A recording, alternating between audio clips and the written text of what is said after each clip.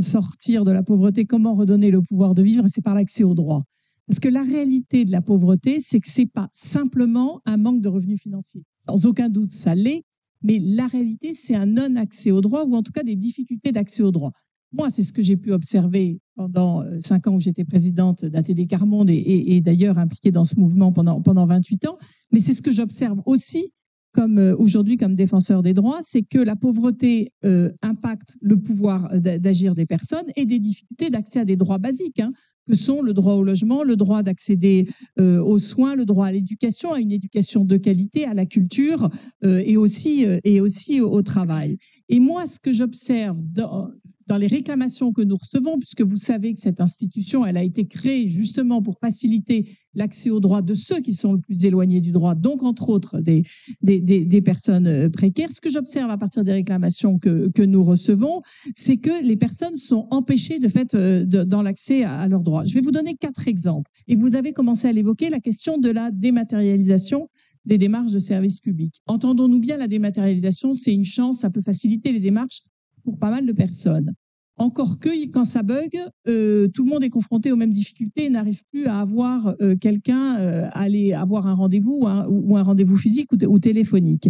Mais pour des personnes qui sont en difficulté avec le numérique, et quand même les derniers chiffres du CREDOC disent qu'il y a près d'un tiers de la population française des plus de 18 ans qui est éloignée du numérique. C'est 11,5 millions de personnes qui sont en difficulté avec le numérique, auxquelles s'ajoutent 4 millions de personnes qui n'ont pas accès à Internet.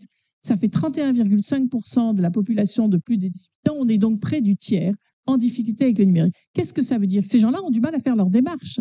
Et ne pas pouvoir accéder aux services publics, c'est ne pas pouvoir accéder à ces droits. Je pense évidemment aux droits sociaux liés à la CAF, que ce soit RSA ou APL. Et vous, étudiants, la question du non-recours à certaines aides est très fréquente chez les jeunes et entre autres sur les aides au logement.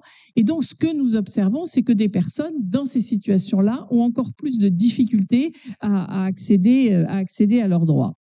Donc, la dématérialisation peut éloigner les personnes de leurs droits. La deuxième chose qui peut éloigner, c'est aussi la lutte contre la fraude, aussi étonnant que ça puisse paraître. Quand on commence à aborder ce sujet, je suis vraiment obligée de commencer par dire qu'il est important de lutter contre la fraude. Mais une fois qu'on a dit ça, ce que nous observons, nous, dans les réclamations qu'on reçoit, c'est que des personnes sont accusées de fraude alors que ce sont des erreurs. Et j'ai en tête une femme qui avait tout à fait déclaré, qui était au RSA, et qui avait tout à fait déclaré les revenus de sa fille pendant un job d'été aux impôts, mais qui a oublié de le déclarer à la CAF et qui donc a été accusé de fraude. On a pu, grâce à l'intervention d'un de nos délégués, faire reconnaître que c'était une erreur et non pas une fraude. Et qu'il y a un certain moment où cette lutte contre la fraude, elle empêche d'accéder aux droits. Vous savez qu'on dit des taux de non-recours, par exemple au RSA, de 50%. L'AME, qui est si attaquée que ça, on est à 50% de taux de non-recours. Le minimum vieillesse, on est aussi à 50% de non-recours. Et ce que nous observons, parce que quand on dit non-recours, on se dit les gens, ils ne savent pas qu'ils ont des droits, ils ne vont pas le demander. Mais nous, ce n'est pas du tout ça qu'on observe. Les personnes, elles ont commencé des démarches, elles ont été entravées dans leurs démarches, a priori accusées de fraude, avec des contrôles excessifs. Donc, vous imaginez bien que dans tout ce qui se dit actuellement, je suis particulièrement inquiète de l'impact que ça peut avoir sur les personnes. Ça, on va en parler ensuite. Et sur le constat récent, est-ce que vous avez... Constat récent. Donc, vous avez vu, la question de la dématérialisation éloigne du droit. La lutte contre la fraude peut aussi éloigner du droit.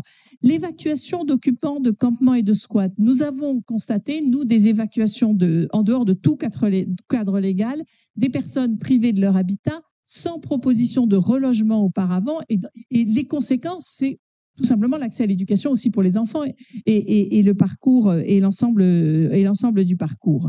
Et sur la question dans les difficultés d'accès aux droits et liées à la pauvreté, c'est la situation des personnes étrangères en France et les difficultés qu'elles ont à renouveler leurs papiers à l'heure actuelle dans les préfectures. C'est devenu, le droit des étrangers, le premier motif de saisine de l'institution. On est dans une situation absolument aberrante. C'est que des réclamants nous saisissent parce qu'ils n'ont pas réussi à obtenir un rendez-vous en préfecture.